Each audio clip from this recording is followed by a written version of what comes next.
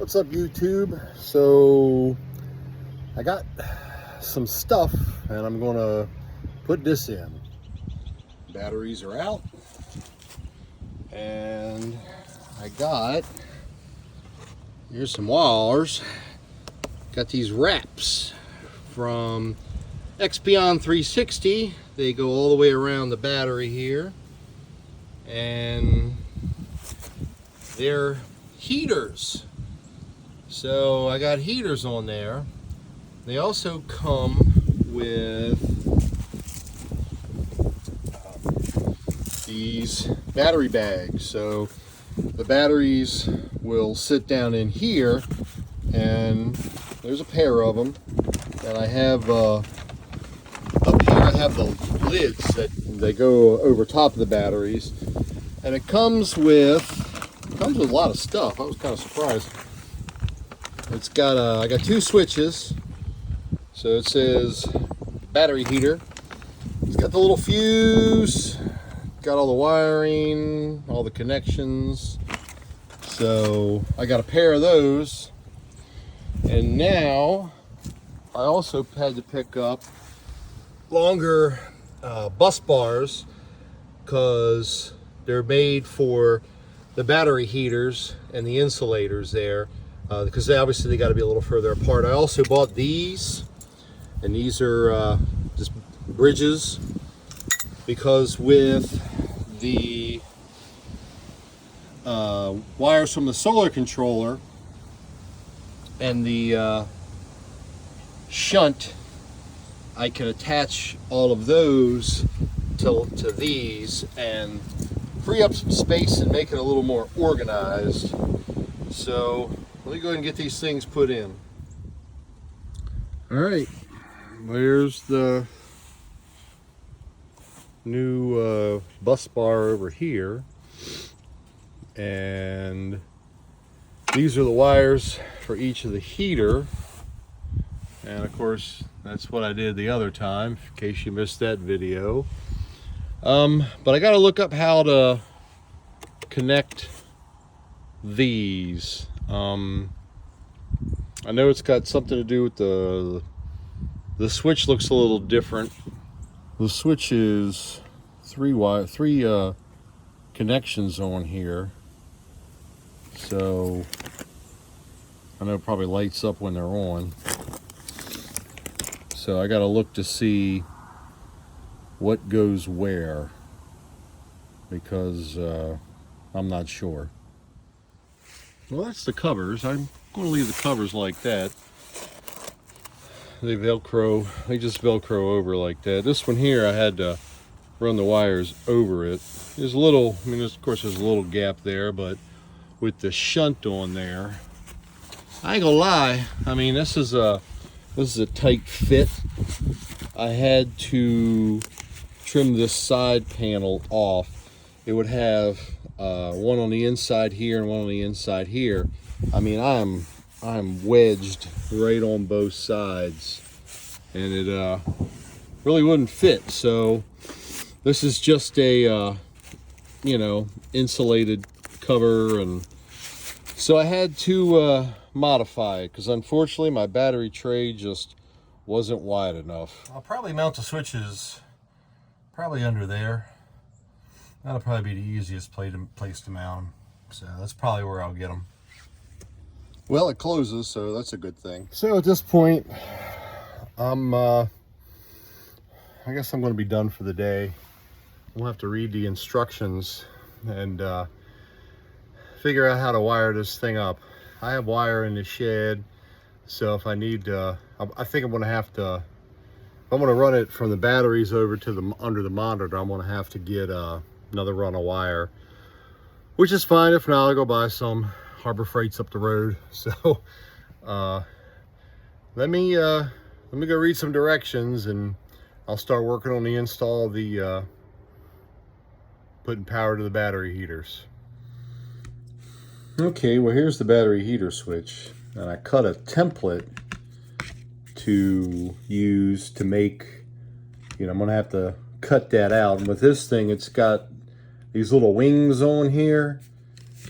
So it'll fit up to probably about here. Yeah, I got ink on my finger already. It'll fit up to probably about, you know, here, and these things will smash. So hopefully I can smash it down enough to get it in there so it sits flush. So now I got to go cut a hole. Hole's in, wires are run. So let's get the switch in. Wow, switch is in. That looks pretty good. No power yet. Got to hook it up. Hey, look at that. 100%, 200 amp hours. All that's from the jumper. If you missed that video, go watch the little video on me putting that jumper on there. All right, well, come to find out, that's not right. It's actually upside down, so I guess I'll fix it.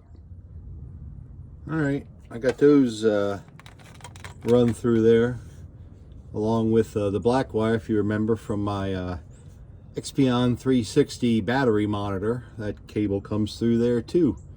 I'm also going to get two 10 gauge wires through there for my external solar controller, which I think I'm going to mount right here with my little Expion360. I think I'm going to mount it like this, right there in that spot right there. And then, because I can reach behind it, and that's the fiberglass back here, drill the hole, and I can have these wires go through, have these wires cut through, and they'll tie into the other wires, and I can just keep them all in that loom and get them up there, and then reseal that hole again. So, yeah, I think that'll work. Oh, let me fix this. Okay, it might not look like it, but I flipped these over. These pieces that were up here are now down here, and they're velcroed up, which makes sense because this tray is metal, so it keeps the cold air from coming up on it. Now I had to cut the middle out of both of these because the gap is just too tight. And of course, by doing that, I had to split this. So I got this secured down. I got the back. You can see where I just nipped it and just kind of tucked it over and taped this one together up here. So it's like one big battery case now, but it's fully seated all the way around. So let me get the cables put back on, and then I got to get these little guys hooked up, and then they go to these. So I got a red, well, it's brown and yellow. So I got to make the connection with the switch inside. All right. I got the loom. It's actually got a disconnect on here. So if I do need to take it apart, I can disconnect these two wires go to the heaters. This one is the fuse. There's the fuse, which goes to this hot terminal. This is where the heaters get their power from. And because these are not self-heating batteries, like I just, if you watch the video where I bought them, these are not the self-heating batteries. They do have self-heating batteries, but these ain't it. So I have the external heaters. And the white ones here, they're up here on the ground. Pretty instructions. It said go to the shunt. That shunt's pretty full, so I'm done with that shunt.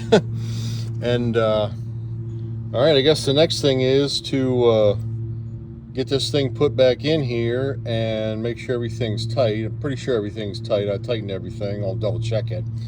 I'll turn the switch and see if they turn on. All right, let's see what it says. It's point. Looks like picking up some wattage from somewhere. So if I turn this on, oh, there we go. Looks like it's drawing some juice. 6 amps, 5.9 amps. 23 hours, 17 hours. All right, well, they're heating. All right, well, let's see. Well, no fire. I guess that's a good thing. So let me get it closed back up here and get everything put away. All right, it fits. And there she goes. So, all right, got it all in there. What's up, YouTube? So, back at it, always doing something. Pulled some more wires through because I'm putting in a external plug for a solar panel. So that's the plug, and I had to go get a couple of nuts and bolts. I'm gonna bolt it in. I got to drill the hole, and I pulled the wires through, and they're eventually going to go to the Expion360 50 amp solar controller, which is an MPPT controller versus the one I have, which is like a 30 amp, and it's the other controller, whatever, PMC, PWC, whatever they call it. So that's going to get replaced. I got a guy going to come replace it because I don't really know what I'm doing with that. Don't feel comfortable doing it. So sometimes it's better to pay a guy to come do it. So let me get this. Well, here's the wires. Yeah, there's the wires. So I got them pulled through. They come through the hole there. Hole's getting pretty full. It's a good thing I put a big one in. So I'm going to put it right here. I can reach behind there. See me there, rocking. I can reach behind here, so I can get the wires out, and they're going to be soldered and heat shrinked. So I got to get my heat shrink, and let me go ahead and get this hole drilled, and let me get moving. You ever seen one of these before? See if I can get it to focus. Why don't you focus? Ken Dixon Automotive, Honda, Chevy, Cadillac. He put, I don't know, what did he put? I think he bought 1 million of these little pens, these bright green pens. I think he bought like 1 million of them, and he sent them everywhere. Like, they were free. They were like, people were showing they were in other states. And so if you got one of these green Ken Dixon pens, and I don't know, you live anywhere else, well, even if you live in Maryland, if you give me, show me one of these. If you got one, tell me you got one, because I'd like to see if anybody still has any. All right, added some more wire loom because I like wire loom. It probably looks like a bit of a rat's nest. I mean, this helped clean it up, but it's really not. I mean, it's really actually, you know, fairly easy to see what everything is. That's actually the fuse for the heaters, and then I wrapped it over there. There's the outdoor plug, which I can, that's what I'll plug my solar panel into. And I buttoned all that up with some good old wire loom, just to keep all the wires protected. All right, brought the wire in, ran it inside, and coiled it up down there. So it just coils up down in there, and of course it runs underneath here and goes to there. Same place the wires run under and go to the Expion360 battery monitor, and there's my battery switch. The other wires are for the replacement of this solar controller. So this is probably going to go away. The other solar controller will be mounted inside somewhere. And I'm not sure what's under there besides probably some sort of a hole. I may clean it up, and I'll figure out something to put over top of that. So there you have it. Another couple projects done. Outside solar connection in. And next time, hopefully, will be the solar controller. And I still got to get a panel. Pretty sure it's like a 200 watt ground panel. So hey, if you made it this far, thanks for watching. Peace.